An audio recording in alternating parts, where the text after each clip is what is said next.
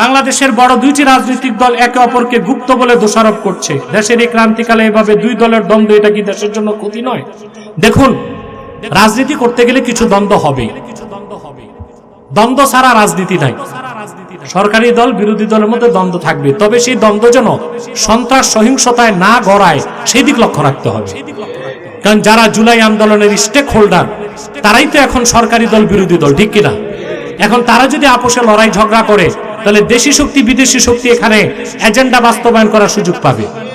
অতএব এই দেশের ক্রান্তিকালে আমাদের উচিত বিরোধিতার জন্য বিরোধিতা নয়, সংশোধনের জন্য বিরোধিতা হবে।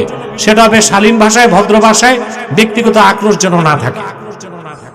আপনারা দেখছেন, আমি যখন বিরোধিতা করছি, একটা রাজনৈতিক দলের বট বাহিনী আমার বিরোধিতা করতে, আমি নাকি রাজনীতি বুঝি না।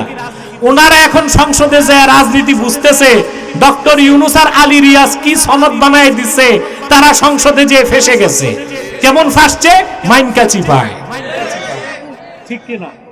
এখন না সংবিধান ছাড়তে পারে, না সনদ মানতে পারে, না সনদ ছাড়তে পারে, না সংবিধান মানতে পারে। এ ছিল সুদখোরের বাংলাদেশের মানুষের প্রতি একটি অভিশাপ। আর আমেরিকার সাথে 5টা চুক্তি করে গেছে। বিএনপির সাধ্য নাই এই চুক্তি থেকে বেরিয়ে আসবে। যদি বেরিয়ে আসে, 1 ঘন্টায় তাদের ক্ষমতা ছাড়তে হবে। 5টা চুক্তি করে গেছে। এই 5টা জঘন্য চুক্তি আমি আর আজকে সময় নেই, বললাম না, আমার লেকচার আছে এই বিষয়ে, শুনে নিবেন। আপনারা জনগণ যদি সোচ্চার হন, তাহলে বর্তমান সরকারের পক্ষে আমেরিকাকে বোঝানো যাবে যে তোমারে ভয় করলে চলবে না, আমার জনগণ চুক্তি বাতিল চায়। তোমার চাপিয়ে দেওয়া চুক্তিতে বাংলাদেশ চলবে না। বাংলাদেশ স্বাধীনভাবে তার সিদ্ধান্ত নিবে। ভারতের হস্তক্ষেপ মানবে না, যুক্তরাষ্ট্রের হস্তক্ষেপ মেনে না, হবে না, হবে না, হবে না। এক ভাই প্রশ্ন করেছে, প্রশ্নটা ভারত থেকে এসেছে, মিডিয়ার মাধ্যমে করেছে। বাড়ির মধ্যে তুলসী গাছ লাগালে কোনো ক্ষতি বা উপকার আছে কিনা? আরে ভাই, তুলসী গাছ যদি গাছ হিসেবে লাগান কোনো সমস্যা নেই, তবে হিন্দুরা তুলসী গাছ লাগায় পূজা করার জন্য, আপনি তো আর ওই নিয়তে লাগাবেন না। কিন্তু যদি মনে করেন তুলসী গাছ লাগালে উপকার হবে, তাহলে আবার শিরক হবে। কথা বলেন, অন্য গাছ লাগান যেরকম সৌন্দর্যের জন্য, ওইভাবে তুলসী গাছ লাগাতে পারেন, কোনো সমস্যা নাই।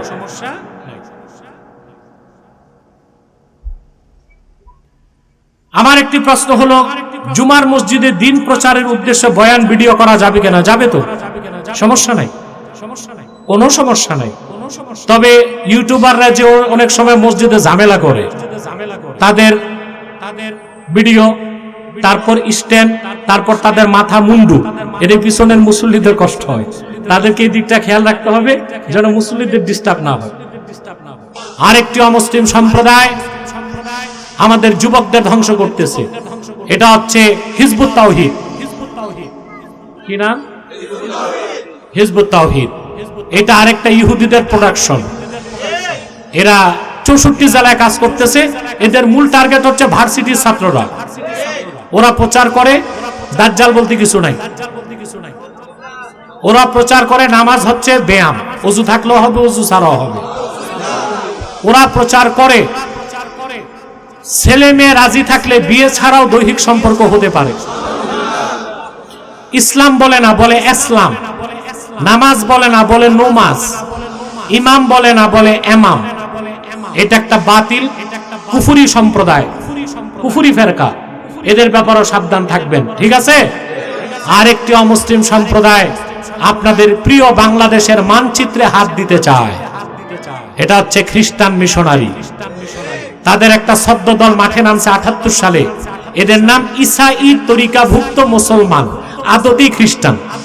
তা মানুষকে পয়সা দেয়, লোভ দিয়ে খ্রিস্টান বানায়, তারপর বলে আপনিও মুসলমান, তবে ঈসার উম্মত মুসলমান। নাউজুবিল্লাহ বলবেন না? ঈসার উম্মত মুসলমান না খ্রিস্টান? 78 সাল থেকে এই পর্যন্ত তারা পাহাড়ি অঞ্চলে, উত্তরবঙ্গে, কক্সবাজারে, ডুলা হাজরায়, বান্দরবন, খাগড়াছড়ি, রাঙ্গামাটি, বান্দরবন, বার্মা, তারপরে ভারতের মিজোরামে লক্ষ লক্ষ মানুষকে খ্রিস্টান বানিয়েছে। পশ্চিমা খ্রিস্টানদের টার্গেট হচ্ছে বাংলাদেশের পার্বত্য অঞ্চল, মায়ানমারের কুকি চীন আর ভারতের মিজোরাম। এই 3টা অংশ নিয়ে একটা খ্রিস্টান রাষ্ট্র বানাবে। হতে দিবেন? কি করবেন? আপনাদের পীর সাহেব তো অঘটন ঘটায় গেছে। ইউনুস সাহেব যারে পীর সাহেব বানাইছিলেন, আমি 5 তারিখের পরেই বলেছিলাম কোন সুদের কারিগর দিয়া ভালো কাজ হইতে পারে না। আপনারা দেখছেন, আমি যখন বিরোধিতা করছি, একটা রাজনৈতিক দলের বট বাহিনী আমার বিরোধিতা করতে, আমি নাকি রাজনীতি বুঝি না। ওনারা এখন সংসদে যে রাজনীতি বুঝতেছে, ডক্টর ইউনুস আর আলী রিয়াজ কি সনদ বানায় দিছে, তারা সংসদে যে ফেসে গেছে। কেমন ফাঁসছে? মাইনকা চিপায়, ঠিক কিনা? এখন না সংবিধান ছাড়তে পারে, না সনদ মানতে পারে, না সনদ ছাড়তে পারে, না সংবিধান মানতে পারে। এ ছিল সুদখোরের বাংলাদেশের মানুষের প্রতি একটি অভিশাপ। আর আমেরিকার সাথে 5টা চুক্তি করে গেছে।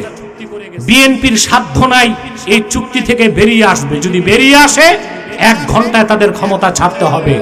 5টা চুক্তি করে গেছে। এই 5টা জঘন্য চুক্তি আমি আর আজকে সময় নেই, বললাম না, আমার লেকচার আছে এই বিষয়ে, শুনে নিবেন। আপনারা জনগণ যদি সোচ্চার হন, তাহলে বর্তমান সরকারের পক্ষে আমেরিকাকে বোঝানো যাবে যে তোমারে ভয় করলে চলবে না, আমার জনগণ চুক্তি বাতিল চায়। তোমার চাপিয়ে দেওয়া চুক্তিতে বাংলাদেশ চলবে না। বাংলাদেশ স্বাধীনভাবে তার সিদ্ধান্ত নিবে। ভারতের হস্তক্ষেপ মানবে না, যুক্তরাষ্ট্রের হস্তক্ষেপ মেনে না, হবে না, হবে না, হবে না। রাজি আছেন? এই খ্রিস্টান মিশনারির বিরুদ্ধেও আপনাদের সোচ্চার থাকতে হবে। আপনারা যদি সরকারকে সহযোগিতা না করেন, চলতে পারবে না তো। কথা বলেন।